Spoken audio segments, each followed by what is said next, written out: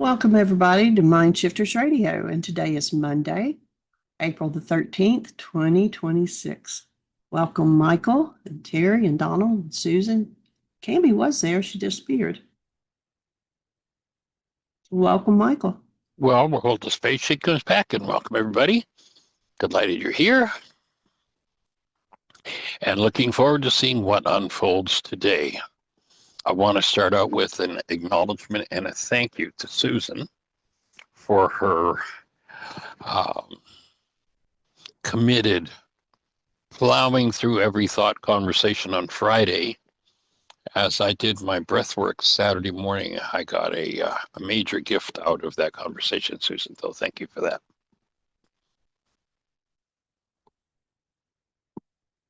Much appreciation. Thank you, Michael. Well, I appreciate too. I must have done about 6 wake-up sheets. What moved for you? Well, I realized that I had sort of claimed your work as my very own in a way that, That's okay. well, it's okay, except that I was,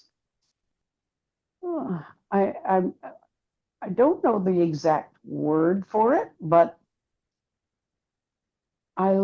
I have been possessive of it, I guess. When you say you want to reach every heart, mind, and being on the planet, I really hear that. And you're doing an incredible thing by creating these tools which make it possible to sort things out that we might not have been able to sort out before. And I was living with certain phrases like responsibility, communication, and willing to fuss with them myself. But when Terry Bowling piped up and said he was having trouble understanding it, something lit a fire in me. And I thought, whoa, it's not just me. Maybe we can do better with that and find another way. And I went up on AI. I looked at responsibility, communication. Those two words do exist together. And AI or ChatGPT or somebody defined it. And so it's a thing. It is a thing. I didn't even think it was a thing except Michael's thing. And if it's only Michael's thing, I thought Michael might be willing to fool around with it until it became more universally understandable on first hearing. It's okay if you have to have a minute to explain it every time, but I thought this is going to slow down his work, and I was attached to all that. So I had a lot of,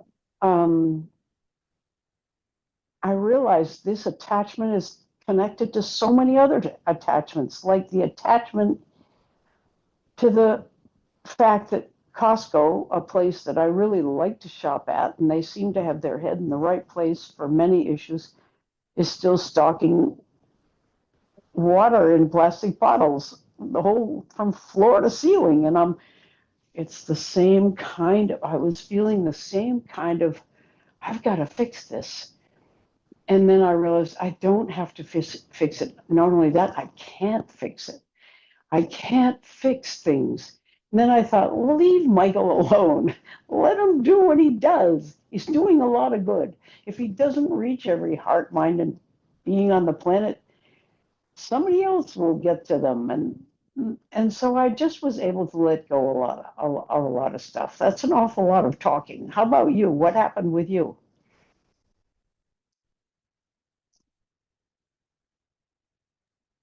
You're muted.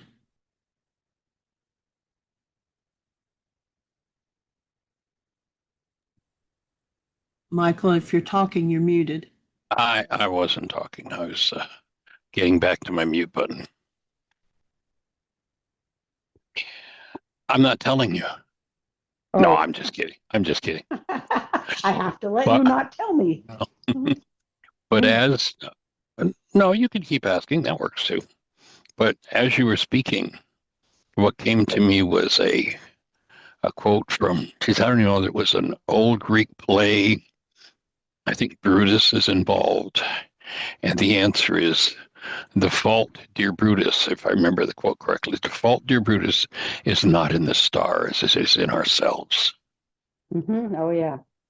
That's true. And when I invited you on Friday to do some worksheets around not wanting to move into responsibility inside, that's what I was moving toward, was the invitation, instead of trying to fix things and change things on the outside, to recognize if there's a disturbance in me, I have an issue I need to forgive, not I need to change something in the outer world. Mm-hmm. And from the space where I have cleaned up the issue of disturbance in me, I am now a fit participant to go out into and change what's happening in the world. But as long as I insist that the problem is in the stars, then I'll never be fit to bring about the change I'm hoping to bring. Does that make sense? Total sense. I feel as if I got there myself over this weekend. Yay, awesome. That's the idea of the tools. That's what it really means to take it to every mind, heart, and being on the planet, to make it functional. Not just to hand somebody something, but to have, to build the brain cells to make it functional is really the whole idea of things. Right. And the next morning, as I was doing my still point work, what came together was the moment where I had the realization, because of the way you kept pushing, you brought this realization up in me of when you were talking about language and words, that the insight for me was, of course, we need a new word. We can't use any of the old words because this doesn't exist.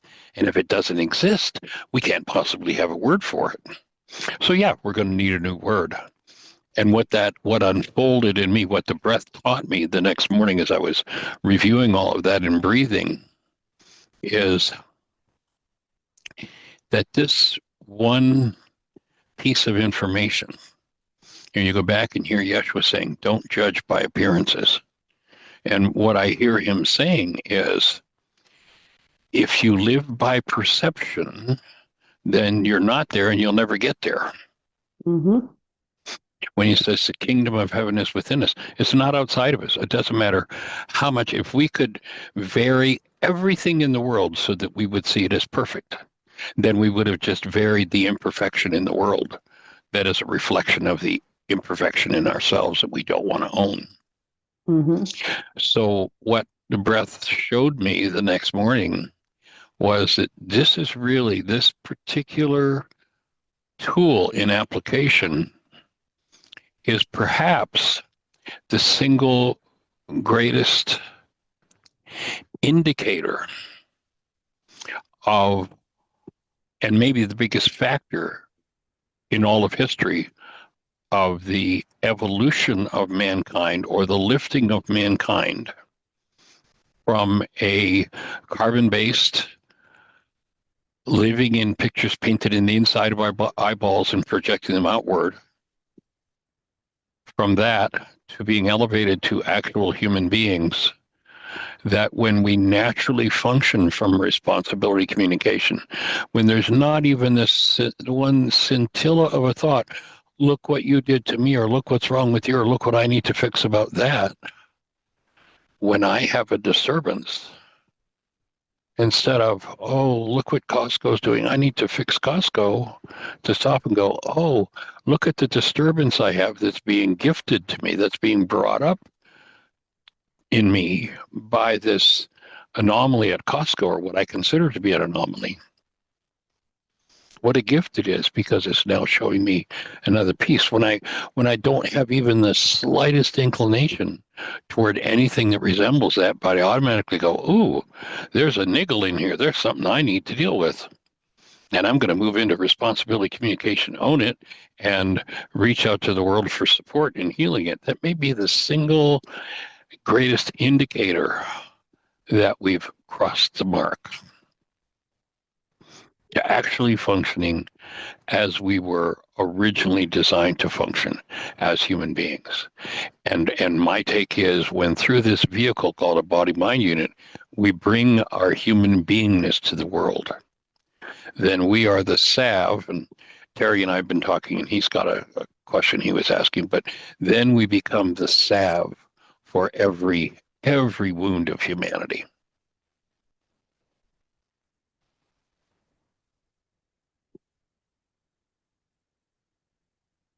So that was the gift I got on Saturday morning as I breathed through our conversation.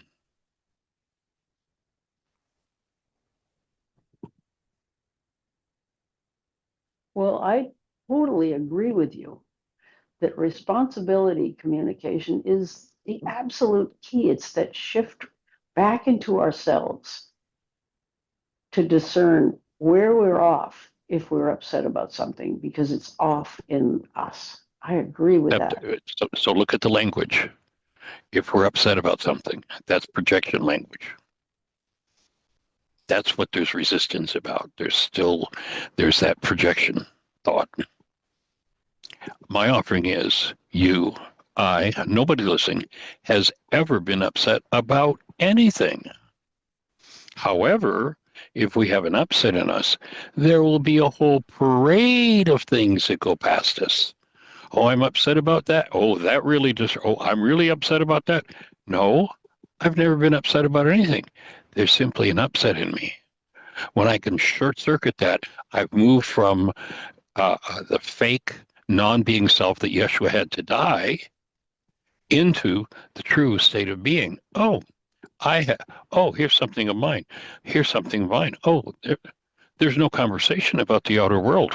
When we really transition into functioning as human beings, we literally, instantly, automatically own everything that moves in us without even a thought of the outer world.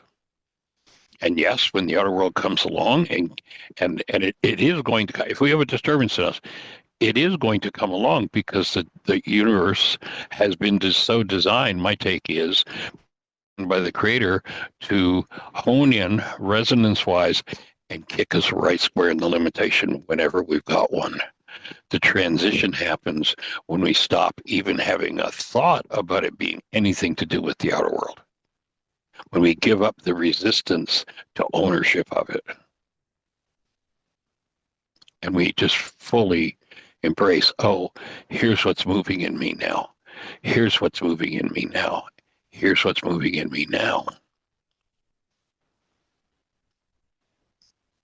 Then I get to show up as a true human being in my own physiology and for the world.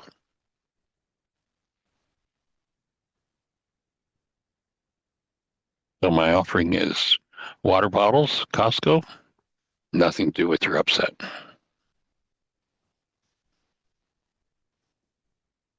Political situations, war, nothing to do with my upset.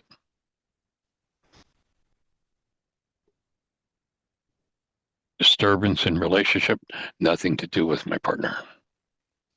Well, yeah, but look what they did. Yeah, I know what they did, but guess what? You're not upset about that. You're upset because that sin, that energy is in you to feel. That's the only way you can feel it. So for me, that's all that to me was the next level insight that was gifted to me from our conversation Friday. So thank you. Well, you're welcome. I like how you stick to it. Well, Like, one thing I can always count on is Susan's going to go for it. well, I have a lot of work to do. I totally understand. Well, I shouldn't say that. I do understand that the ownership of whatever it is, if there's any discomfort in me, it's my discomfort. I do get that. And I was able to work on wake up sheets and land there each time. And I don't know whether, because it was hearing Terry say that it isn't that he didn't understand after you explained it, taking a couple of minutes to explain it. I think he understood it and I understood it. But I just thought, is there a word where you don't need a whole minute of talking about it to get the meaning across. And I'm deciding maybe Yeah. there isn't. Yeah. Is there something outside of me that I can change so that I won't have to feel this? That's No, back to the that's not what same. I mean. Okay. No, that's not what I mean. It's the very word. It doesn't matter anymore, Michael. I Yes, it can does. We're see. right on it. This is a refinement. My offering is what your language just said to me was that there's still a belief in your mind that the fact that Terry didn't have all the brain cells yet was a problem that belonged to something outside of you. And remember that when we've got brain cells for the world's game, the work, you go back and you hear Isaiah, and he talks about, and this is something I've been working on writing to get clear on in the it's all Greek to me. And that is where Isaiah talks about being a mind being waxed gross. Because they're not words, it's not a concept that fits in our culture.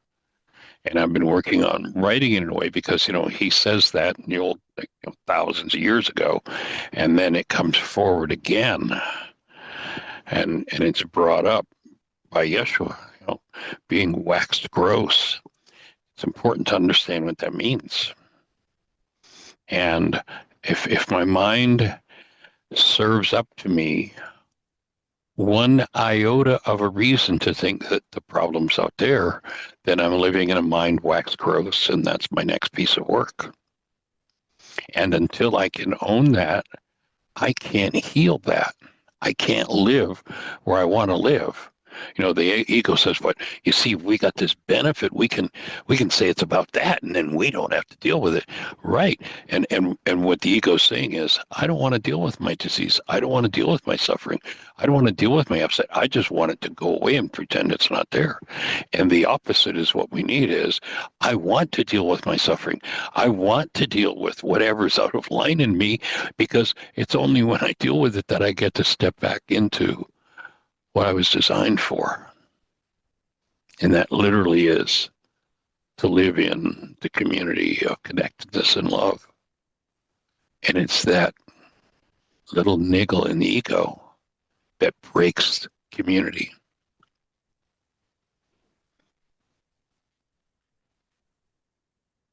And maybe Terry has a thought or two to share on that, since he was and it's interesting, and I'll ask Terry if he's willing to share a little bit about it, because Terry's been through laws of living. And so he's done so. Well, now that was how long ago, Terry? Probably 20 years ago that you did laws of living. So maybe you have some thoughts to share on the conversation, Terry? You weren't on Friday. I don't know if you listened to Friday's show.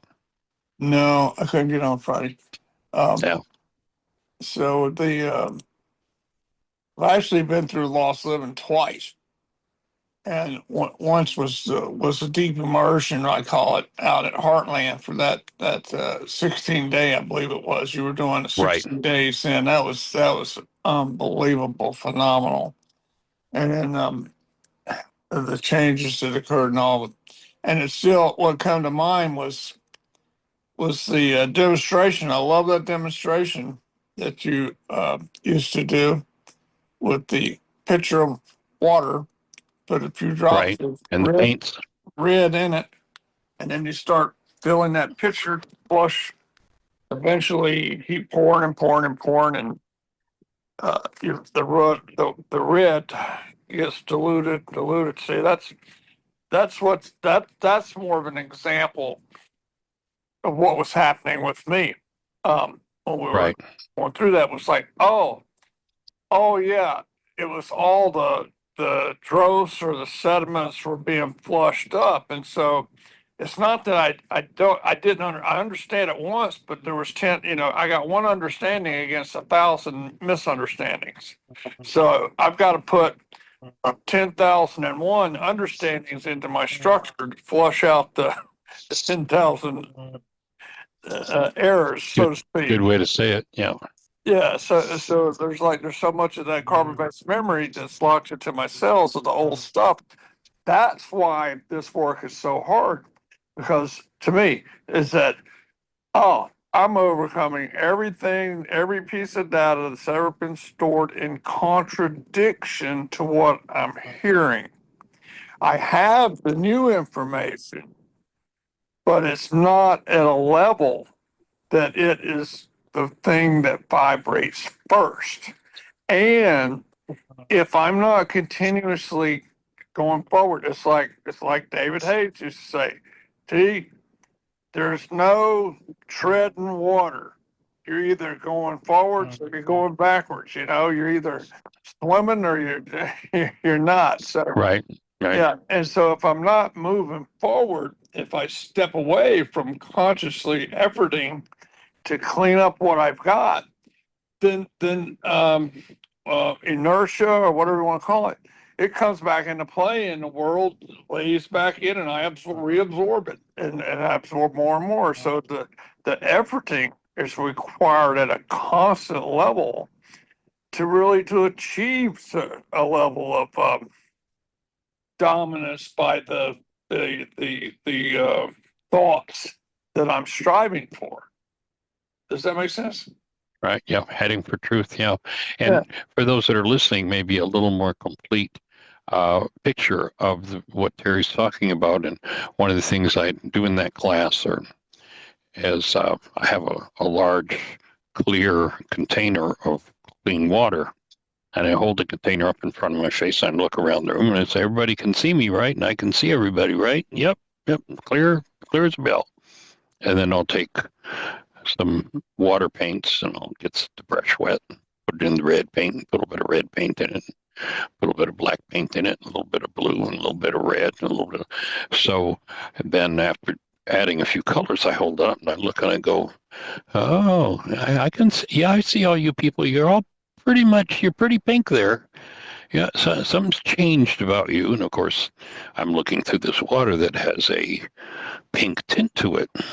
And I keep putting the paints in the water until the water is totally opaque. And now I look and I look up and gee, I can't, I don't know what happened to you guys. Something must have gone wrong because you've all just disappeared. And that's carbon-based memory after how many billions of lives in our generations. And we're looking through that and trying to discern the world. And so the second part that Terry described to the demonstration. So now I've got a jug of clean water and I pour it into the container that I've been looking through. And the water's still pretty much opaque, but it's not quite as dark. And I pour in more clean water and it's not quite as dark. And I pour in more. And as I'm pouring the clean water in, the opaque water is being diluted and it gets the opaqueness of it gets thinner and thinner and thinner until finally I can start to see through it again. And and once again, I'll hold it up and look. I see all you guys, and you're all kind of, you're not so pink now. You're kind of, well, it looks like you're kind of black. And that's the predominant color in the water. I just keep pouring in the clean water until I've got clean water again, and that's really, what we're doing with carbon-based memory is. That's what forgiveness is about. That's what breath is about. That's what responsibility, every tool, all of the above, are about cleaning up this huge, unfathomable database that tends to drag us into its perceptions and limit the expression of our energetic presence to whatever energetic patterns are active within that database and stepping above it. So that was the gift I got from you, Susan, with that conversation, is like pouring more clean water in. It made me really think, really key into, and it was that moment where it went, of course we don't have a word for it. It's not, we only have words for what's in common experience. So why would we have a word for responsibility communication? Like, who's ever seen it? And so we create a word and move forward with the tool. Thoughts, Susan?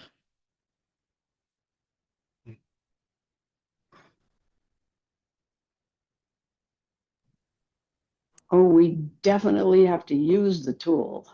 I have agreed with you on that one from the start. I was just hoping there was an easier word, but there isn't one. So let's use this one and explain it until people get it. I guess that's the best we can do. Well, actually, there's one better. Are you open to some coaching? Sure. Okay. So notice that your mind's still holding on to, well, I was looking for and hoping for a better word. The fault is not in the word. The fault is in ourselves. The fault is not in the stars, Brutus. It's in ourselves. It isn't about the better word. It isn't about the conversation I'm having about the outer world. It's about the content in me. That's some sort of a disturbance, some sort of an energy that I'm in resistance to owning.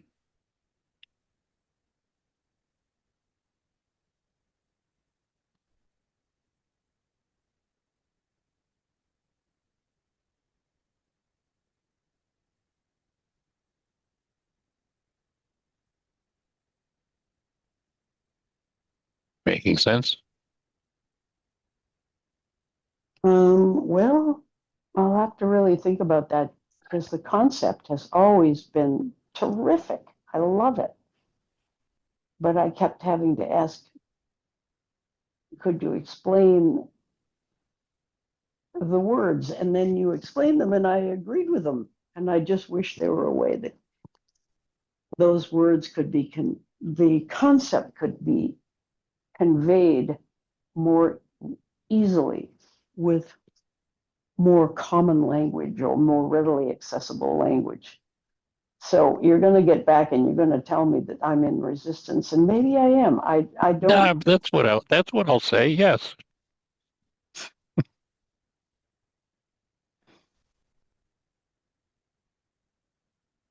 Well, keep saying it, and I'll keep listening.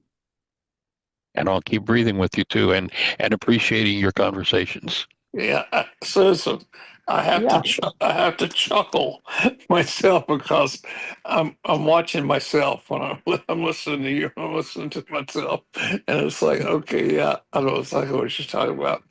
I mean, for years I've thought I need to come up with a simpler, softer, easier way, message something, change a word, this, blah, blah, blah, blah. You know, it just went on and on and on.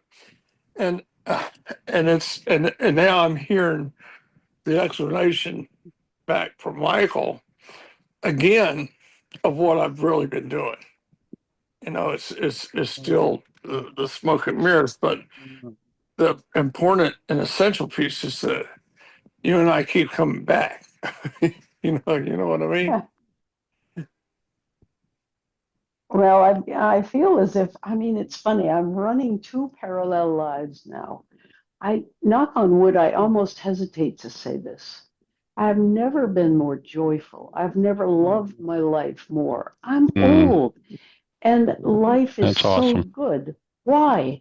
Because of the tools. So if I come along and I say, all right, Terry says, what does that mean again? Tell me what it means again. I say, do we have to go through this every time?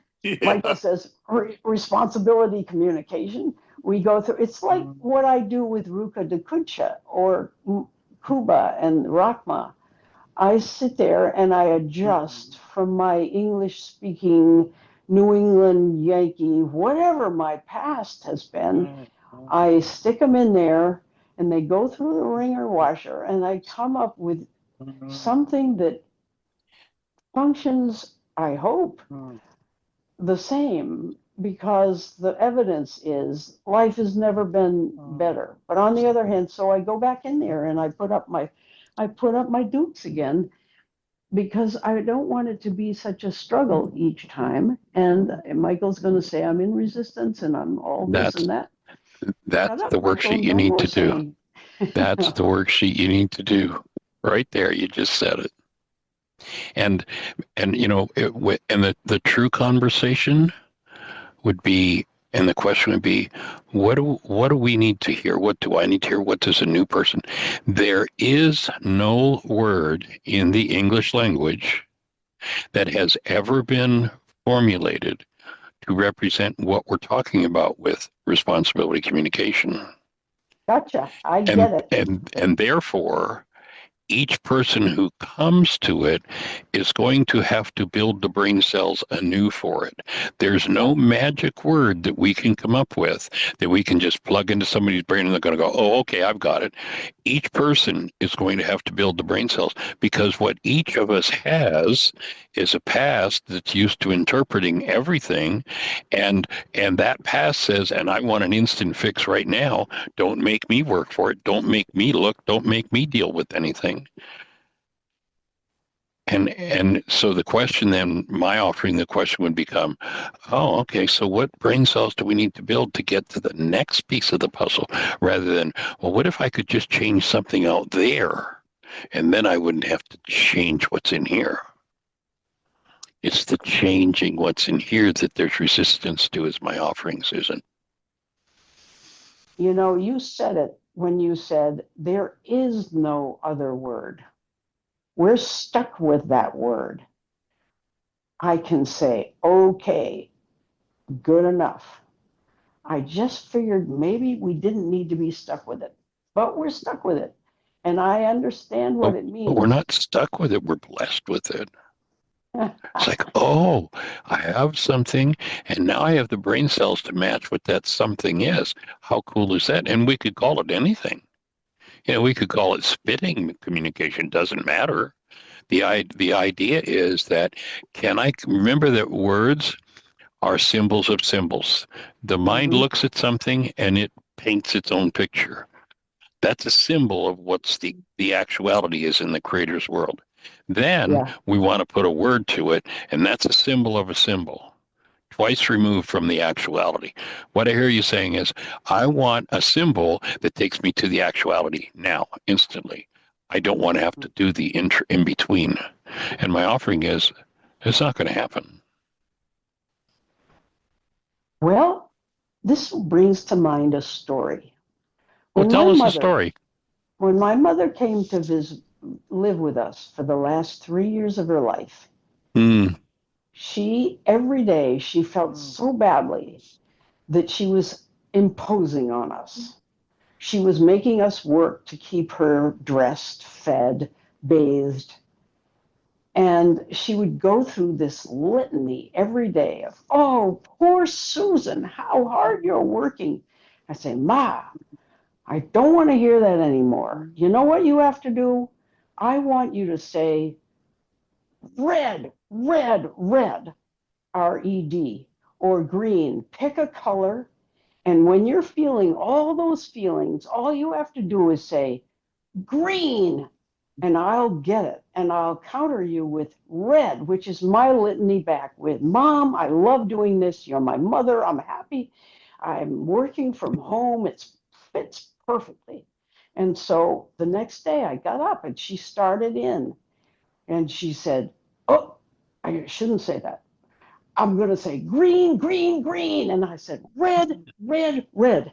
And we were done with it. And we both had a good laugh and we got it. That's what I wanted from the long little phrase of responsibility communication. I wanted There you just, go. okay, now argue with me, Michael. Tell me I'm in resistance.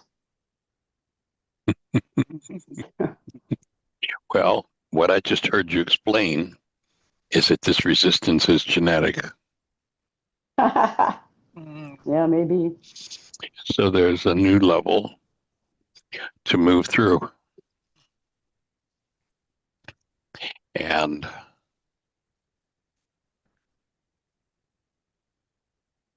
But for Michael, all of us, another piece of work to be done. I hereby, after all this fighting, I hereby accept the phrase responsibility communication, and I am using it, and I've been using it, and I will stop yelling. Is that good enough? Yeah. Well, Ma- here's the visual I get. It was a story about the little girl who's in her playpen, and her mother wants her to lay down and go to sleep. So she yells and screams and lay down and go to sleep, lay down and go to sleep, lay down and go to sleep. So finally, the little girl lays down and closes her eyes.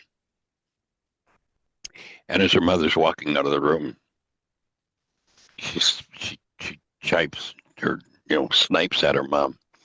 But inside my head, I'm still standing up and yelling.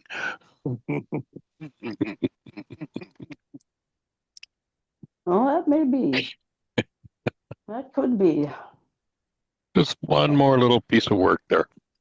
Well, that may well be. And I don't know what's going to go with that, but I can tell you that I want to be a testimonial to myself that I am using the tools and they're doing I great got work. it. I got it 2000%. Here, I'll offer you a test that you can apply to yourself to Okay. see where you're at. All right. And the test will be that you walk into Costco and see those water bottles stacked to the ceiling, and you totally and completely are filled with the sweetest breath and the sweetest energy of love. And you walk over to the manager and you say, I want you to get rid of those water bottles and start to honor our earth. I could do that. Okay. That there's the only thing in you is that sweetness and breath and full embracing and love of the manager of the store, who's the person maybe for the whole Costco outfit. I think they're one of the most integritous countries and companies in the world, probably, what I know of them. But that it's that you're just totally full of embracing love and approval for that person as you have that conversation. Well, that would be easy to do because Don made a comment. Yeah, where is it? Oh, Don, yeah. Talking about how it really isn't Costco. It's manufacturers and it's the public who like the convenience of the plastic. So they're going to keep doing it.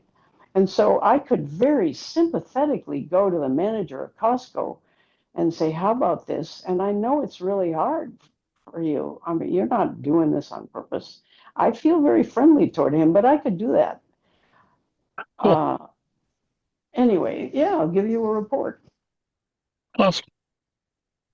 Yeah, probably be a really, it might be a really important conversation. You might just be speaking, the thought comes, you might just be speaking to the right ears that sets a wave up that goes through the whole company. Wouldn't that be something? Mm-hmm. Definitely, because, I mean, you think of the thousand, every little gas station, every grocery store, every huge grocery store, every one of these big warehouses, it's just so much plastic. Oh, yeah. Crazy. And you have these little grandmothers running along the shore, picking up cans and bottles and putting them in bags. And they get a lot of coverage on Facebook for doing a good thing. And that's lovely and everything, but it's got to go way, way to the source.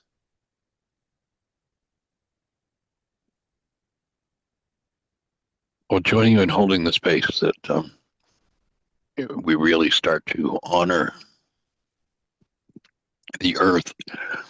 There was have you read anything since the spacecraft came back from space from any of the astronauts? Well, I don't know his name, but the black astronaut, what he said was so gorgeous. That we're connected. We're all Exactly. That's the quote I'm looking for. I had copied it down, and I thought he just said it so well, and I think I'm going to put that quote in my book that he saw. This we're all in this together. This is where there's one of us. But he said it so powerfully. I've got the link here. I'll put it in the chat. What is that quote? It's going to be in the chat. It's going up on the chat right now. Okay. Who can see? What am I? Tap here to chat. All right, here it goes. Paste. Okay.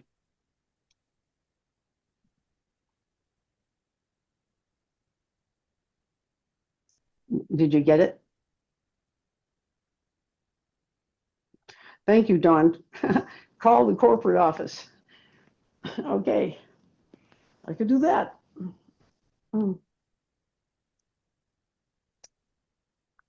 Astronaut shares a profound big lie he realized after seeing Earth from space. Oh, this is a different quote. Is it? Are you looking at my link? No, actually, I found the link, or I thought it was the link that I had, but or that I'd copied, but it isn't. My mistake. That's all right. It's in there, and maybe I've got the Yeah. wrong one too. No, I've got it. It says that he has an Easter message to Earth. You are special in all of this emptiness. Is that the one? I don't recognize that one. It's But that actually a sounds good. video, so I didn't click on the video itself. Yeah, it is a video. Maybe the transcript could be made available anyway. Well, go ahead and copy Well- that link, everybody, that they want, and you can check it out. Actually, the quote that I just found, I had copied it and I posted it on Facebook yesterday, I think it was. But I thought I'd kept it in my notes and I didn't. However, I just came across another quote, and it's interesting. It's virtually identical. 61 years ago, Yuri Gagarin became the first human to make it into space, and probably the first to experience what scientists now call the overview effect. This change occurs when people see the world from afar. Lovely. The view from space, I'm sure, is absolutely marvelous. The problem isn't the Earth; it's a human that is. Oh, jeez.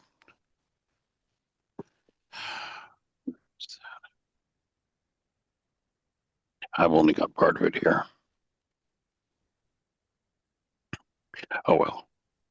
Anyway, the bottom line is we're all in this together and we need to start taking care of the Earth. But And the each quote other. that I just Yeah. found was he called it the big lie, and that was back in 2018, the quote. Oh no, pardon me, it was 2023. But based on what was said by Yuri Gagarin, Russian astronaut.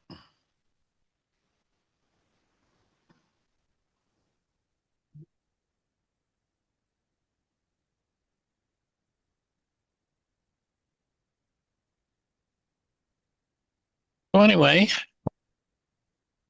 and Terry, when you started talking about that laws of living class, you resonated the story that I most like to tell about you. That goes back to when you were Heartland, and the question in laws of living was about Rachma, and he sat there. And he went, I know what it is. I know what it is. I know what it is. I stepped out after giving you all the clues I could. I stepped outside and picked up a rock and brought it in and handed it to you.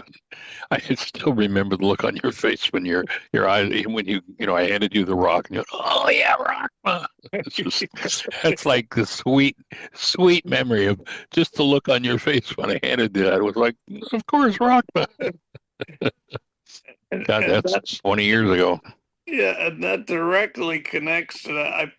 I put in the chat that little slide from the YAM PowerPoint that Constantino did, Right. where you've got the unconscious, the veil, the subconscious, and the conscious there. And I had inverted subconscious and unconscious, and I was struggling with that until we had our conversation last week, and that was the one Susan had mentioned too, earlier, and then also the veil. So that was the veil that was being ripped and torn. The one that was a blockage. It was like I could not get it. I was in this like space where I was just locked in, and this inability to push through that. But then when you went out and got the rock and it opened it up, and came right on through to the understanding there. That was beautiful. Yeah, that was a fun day. Yeah, it was. And And Don and Jamuna, appreciate your your comments there. and that ties in also to what was going on over this grief process that I tapped into. And I was experiencing grief, profound grief that I buried for 40 years. And it had come to the surface last week, the last few days. And I've been sharing that with you. And you offered Right. a statement of how to best honor that. And that's what we were going to talk a little bit about. And he said it Cool. eloquently, and I didn't write it down, so I've lost it.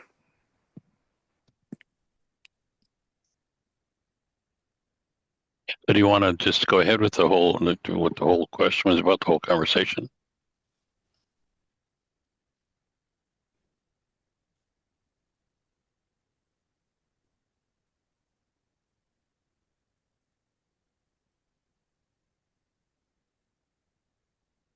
Give me a clue here. Just that if you would want to introduce the topic, what your question was. Yeah, what your Topic question was. was about. I don't really remember exactly. All I can give you the details around what was going on was that I had lived Yeah. with this woman for 7 years, and we were both in active addiction, and that through that period of time there was love, but it was like an unacknowledged kind of love, and I had a lot of regret and uh, grief and all stored around that. And she passed away in 2003 from a drug related death, and her daughter passed away from a drug related death, and her granddaughter passed away from a drug related death. And it was those whole generations that were coming up into my awareness, and bringing it up now. Breathing with you.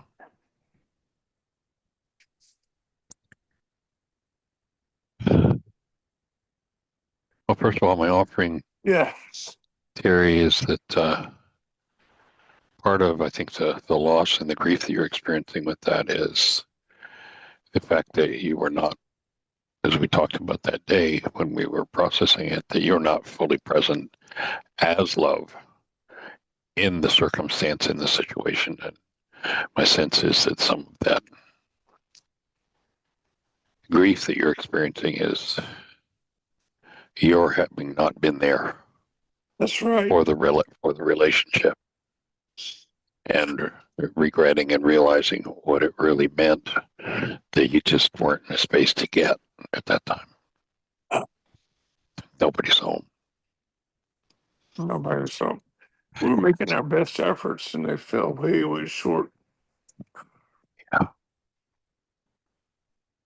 I'm breathing with you to just seeing you open your heart fully, open everywhere that there's any kind of pain stored, and the pain that kept you from being present in that relationship and honoring it for the gift it really was to you, that you just didn't have the hands to receive at that point. And I'd certainly join and support you in being able to receive that gift now. Our true That nature gift. was present. We just weren't aware of it. We both had that true nature of love, and she would have done anything for me. And I know that, and yet I couldn't receive it, and she couldn't express it. It was just, it was Yeah. all so veiled.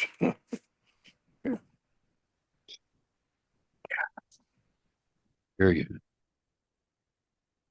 And I hear you because I've been there, done that. It's just not being home, not being present to be able to receive, and then later realizing I just wasn't home. So I joined with you in breathing through all of that, letting it go. And then the other part of the conversation was as you were lamenting her passing, her daughter, her granddaughter, that as you bring forward, as you free yourself of that resonance with her field, which would also tie in with her granddaughter and her daughter's field, because it's the energy that was shared generationally, that as you can bring forward that appreciation for her, that's a gift that all three of those women will receive. And going As you through bring that that, process, I described it as it felt like a hot dagger in the center of my forehead, buried in my brain. It was brutal. you know, There's just a tinge of it left, but it's not like it was. It was literally. Uh, that's the only way I can describe it. Like a hot dagger pushed into my brain, to my forehead, to cancel that thought. But then I felt her presence. It's like this sweet presence after going through that process. And just what you were describing now, that the three of them are in a different form, in a different energy state that has become available to me. and as you bring your conscious active presence into just thinking about them, wherever they're at, they'll be able to receive that energy and open a deeper space in each of them to be home, so to speak, in their own Yeah. lives. Mm-hmm. And I think that just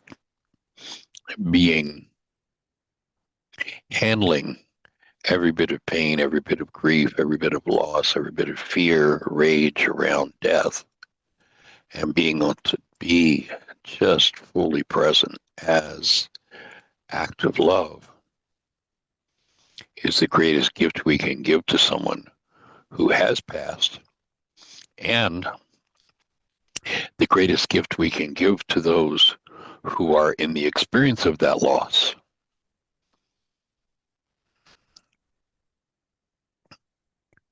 It's just such an awesome presence that unfortunately is not normally engaged when someone passes. I know that when I was on the road, especially out in California, I was doing some work through some churches there, and I was invited to fill in for someone in conducting funerals. And I don't even remember how many, but quite a few funerals. And I got to the point where I just loved, enjoyed, and was blessed by doing funerals for people. And what transformed that for me was, rather than going in with a long, sad, pained, traumatized face, what I would do is I would invite everyone who was there to celebrate that person's life, to truly celebrate that person's life. And I would ask them, tell me a story about one of your most wonderful times with this person. And before long, everybody who was in trauma over the passing of this person, one person after another, they'd bounce off of each other. Oh yeah, I was there. I remember that day, and I remember that it was so funny and so beautiful when, the person who passed, said or did whatever they did, and all of a sudden everybody would shift out of this pain and trauma into the joy of the presence of this person in their lives. And to me, that's the greatest gift we can give to someone who's passed, is to give them that springboard, that trampoline, that platform to bounce out of the earth from and into true being. John.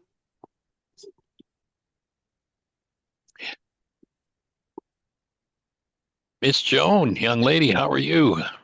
You have a thought I'm for us? good. Well, first of all, what year did you do a Course in Miracles every day? Because I want to go back and listen to those. The Course in Miracles, geez. Jeannie would probably be the best person to tell us that. And they're actually, we spent a whole year doing that. And that's probably 12, 13 years ago. Jeannie, do you know when Well, we did the Course in Miracles for a year? I'll look and see exactly when. I know that Dr. Tim did it in 2021, but I'll see when we did it. Okay, great. You can just text me. Okay. Nice to see your face. Thank you. The other thing was on the earlier discussion, and I apologize, I had to go take care of some business. Was you were saying it, our upset is never out there, it's always inside. What about the first time as a baby that something upset me? Well, my offering would be, there was no first time that something upset you. There was upset that moved at some point. And my take would be, the first time that happened, there would be, unless there's a genetic propensity towards something else, there would be what's going on inside of me? What's going on in here? We learn to deny ownership for it. We learn to talk about it as though it's caused from outside of us, and we dissociate from the pain or the trauma or whatever it is. So my take is disowning it, hiding it from ourselves, and making it about something going on outside of us is a learned response. It is not a natural response. But it's something that we've been brainwashed with. What would have been the cause of that first upset inside of me? Well, the cause, I ran into a table and I whacked my head and it hurt and I cried and I was sad and I was afraid. So all of that happened. All of that disturbance was there. And then when Mom came over and said, "Oh, that bad table, let's hit the table because it hurt you and made you so sad." As an example, we just learned that, the cause is out there. Well, the cause isn't out there. I hit my head on a table, and hurt was an energy going on inside of me that belonged to me. And I was holding my breath and locking it in. If Mom had come over and said, "Wow, I see you banged your head on the table and you're not breathing. How about we brush the energy off and just breathe and let that go, and we'll learn that we're careful when we're around tables." Then we learned a different lesson. We learned a lesson of responsibility rather than a lesson of blame and projection. And then, of course, when was the last time you heard anybody in the world, go sit in front of the TV for the next 10 hours and find me one conversation where somebody demonstrates that they're responsible for a disturbance that's going on inside them. You won't find it on that television set. Well, Michael, and you probably won't ever find it in your life. I'm not getting this because... Okay. Can I offer something? Yeah. Okay, what came to my mind was, when I was pregnant with Ryan, I was actually pregnant with twins, and I lost a girl at 4.5 months. Unconsciously, he of course, at that time, at 4.5 months in my stomach, didn't have the thinking capacity of, oh, I just lost somebody. But it impacted him in such a way that, we didn't realize what was going on for several years. But even in pre-kindergarten, in kindergarten, in daycare, he had to have a girlfriend. It was like there was a yearning to have that female, and without her, I mean, he would be upset if he didn't have a girlfriend one day. I mean, he would be in all kinds of trauma. But yeah, when he was in high school, he'd break up with a girl, and the next day he'd have another girlfriend. He just like instantly had to connect with another female. And so it was unconscious, losing his sister in vitro. But there was, and it could have been in my genetics, in mom and dad's, or my grandmother's, of being abandoned or lost or whatever. And all of those emotions get passed on the same way as the color of our eyes or our hair or whatever. And so, he could have just genetically picked up on that. I've been abandoned, not realizing consciously what was going on. First occurrence of my upset, since it's not from out there, it had to be genetically trained. It could be, yeah. I don't see how it could be anything else. Because if it's not genetic, then why isn't it the death of his companion in the womb? Why isn't that the cause of his upset? Right. And in my book, I talk about because the passing of the sister was not what he was feeling. What he was feeling was what was moving inside of him. Even though he wasn't conscious of that. But what would when the that child hit come their from? head, well, once again, the little kid gets up and whacks their head on the table. Mom does, and so there is a pain, there is a disturbance, there is hurt. Right. That The did not difference is come from somewhere else, right? Or well, his interaction with the table certainly was outside of him. But when Mom trained him to say, bad table, look what the table did to you, Mom started to train him in denial and a lack of responsibility. And you can bet, well, that was all taking place. He was holding his breath and locking all that energy in. If he'd had a different space and different training, and he'd been trained in responsibility communication, even at 3, whacked his head, oh, son, I see that hurts. I can see you're crying and you're hurting and you're holding your breath. So let's breathe and let's move that energy out rather than have a conversation about blaming the table. What's moving in me is moving in me. It's never moving outside of me, or I wouldn't feel it. That's the difference for me. Are you breathing? I am. It doesn't look like it from here. I think if you go back and watch this video, you'll see there's not much breath moving there. I get the blame part. What I don't get is, where did that upset come from? If it wasn't the table, it was already in there. And this is the first time. No, I was just hurt. I'm hurting. There's my upset. I'm hurting. Did the table cause it? Well, I could pretend the table caused it. Or, gee, now that I think about it, the table can't even move.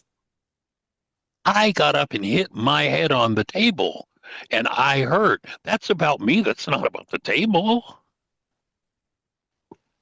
So when I play this game that it's outside of me, I did an action that I'm responsible for. I hit my head on the table. Was the table involved? Yes. Is there any fault in the table for it? No, not at all. So when I realize that an energy that's moving inside of me is moving inside of me, When I take ownership, I have the power to throw it out. When I won't take ownership, then I'm locking it into my tissue structure, dissociating from it by having a conversation about something outside of me. So would it be taking responsibility to say, I wasn't conscious of the table, and by me hitting the table, I'm hurting? Yes. Yes, that would be appropriate. I mean, the table is Okay. involved, but it's not the table's fault. And it's not Right. my fault either. I can build a whole set of brain cells around fault and make it my fault. It's not my fault. I wasn't aware the table was there. I hit my head. I just learned a lesson. When I'm around tables, I take care because I can hurt myself. Where most people talk about, go sit in front of the TV and you'll hear about this one talking about how that one caused them this and somebody else did this to them and somebody else did that to them and that was their fault and their fault. And where have we ever heard responsibility communication before? Mom and dad interacted. And mom went into a fit of rage and said, every time you do that, Bill, you really enrage me. Well, Mom, maybe it's time to own the fact that there's rage inside of you and stop talking about dad as dad being responsible. So and what mom you're will find saying is that, what mom will find is when she takes responsibility for and forgives her rage, dad can do all the same things that yesterday she said made her so mad, and there'll be no mad left in her to be experienced. Dad can do that till the cows come home. And she'll breathe and go, I'm staying connected to love. What's there to be upset about? Because I have no upset left in me.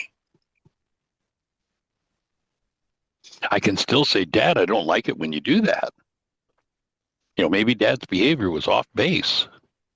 And so mom can still say, I don't like it. But when dad's behavior triggers something painful in me, any experience that I have that matches that in the future is going to seem to be the cause of my pain, rather than the energy that's in me that if I take responsibility for it, I could be throwing it out, being the cause of my pain. so the table caused a physical pain. No, the table didn't cause a physical pain. I did. The table didn't do anything. The table was just sitting there. It's been sitting there for 100 years. It's never reached out and hit anybody. Now I hit the table and that hurt.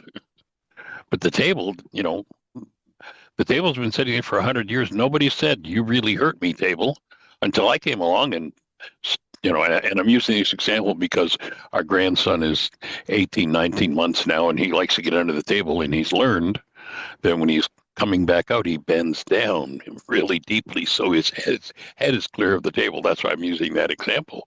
But, the table sat there for 100 years, and nobody's ever accused it of anything. But because I came... an example that's not physical, that just that example you gave about the husband and wife. Yes. But it's the first time a baby hears something and it's upsetting. Maybe it's a tone of voice. Oh, maybe it's a tone of voice. There again, Lincoln is genetic. Go ahead. Lincoln's a good example of that too.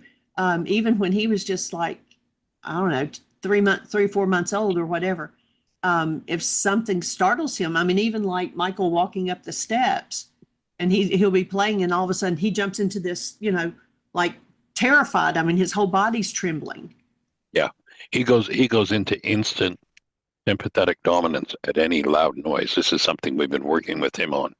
He's done it since he was we can be sitting out on the deck having a great time. An airplane goes overhead. He's 6 feet away from me or 6 feet away from Jeannie. He turns around and his body is shaking in trauma and he runs back to us for protection. It's something that he's carrying in his physiology that we're working on getting him to open up to and breathe through and let go of. And so that if it was the first time a baby had that kind of trauma, it had to be genetic, right? The likelihood is that, yes, I suspect, both Ryan, his dad, and Gabby, his mom, use loud voices with his sister. And I think that's the root of, he's heard that since conception. Because whenever Arya isn't instantly obedient, those loud voices come, and they're pretty shrill and pretty sharp and pretty demanding. And I think that's part of what's going on for Lincoln. It's the experience of that.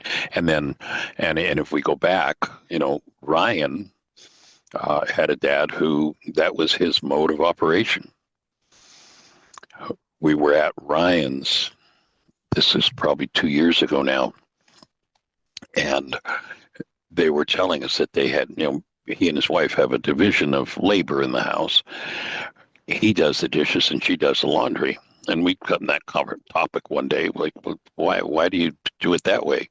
He said, oh, I can't stay awake when I do laundry. What do you mean you can't stay awake? Well, and Gabby kicks in and says, yeah, whenever Ryan would go to do the laundry, he'd start yawning and he'd fall asleep. And so he does the dishes, I do the laundry. And then, that conversation opened up to a memory that Jeannie reminded him of. He also asks her, where's the cat? Yeah. Every time. Yeah. Every time she goes to dry clothes. So go ahead. Why don't you share what that was about?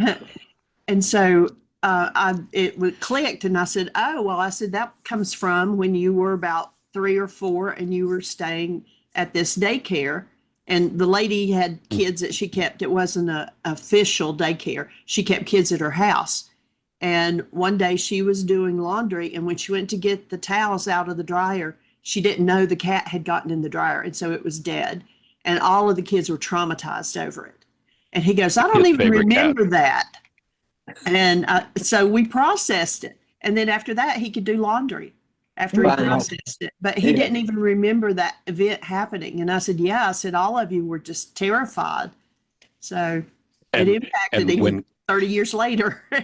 Yeah, this is a 30-year-old man, and Gabby would, brought this whole aspect of the conversation up, and then, that's what led to her saying, and the other thing he does is, whenever I go to use the dryer, he wants to check the dryer for the cat.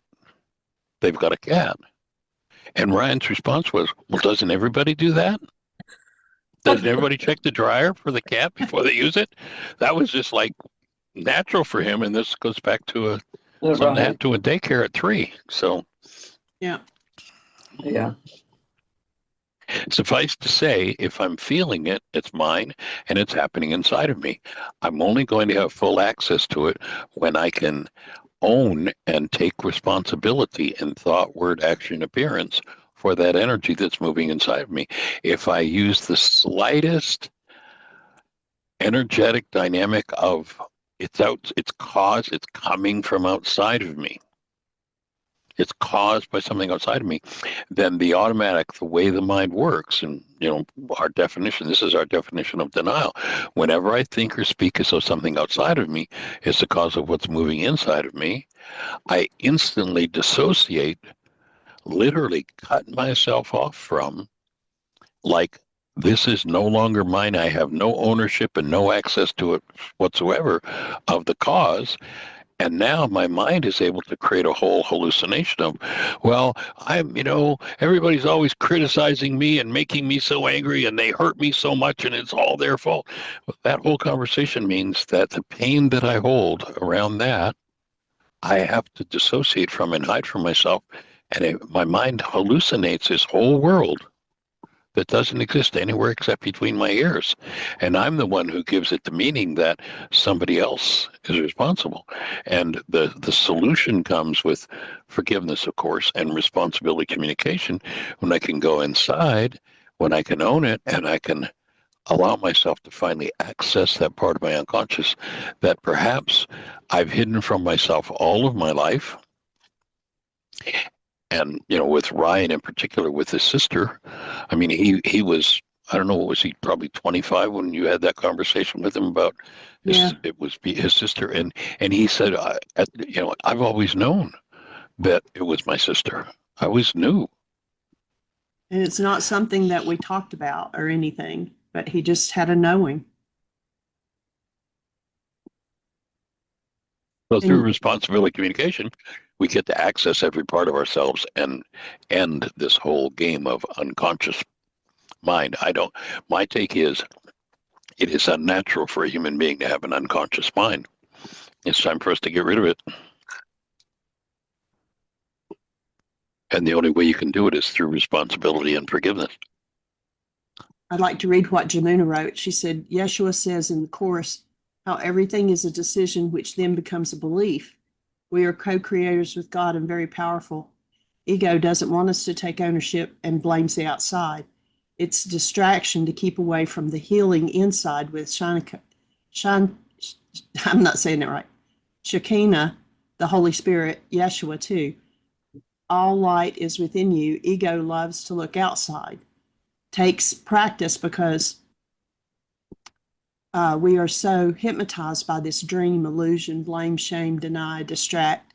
How do I know this? Because I have been tempted as well and have to heal this stuff too. But the reward is who I really am with all of you.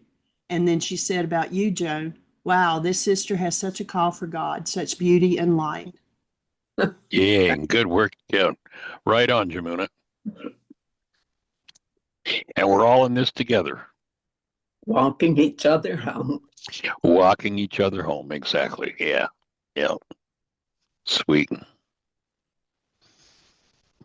All right. Well, it's about 20 after. I know we've kept you a little overtime. Anyone have any other thoughts? Anything else to share? All right. Well, thanks for coming to play. We'll look forward to seeing you tomorrow. Blessings. Appreciate you all.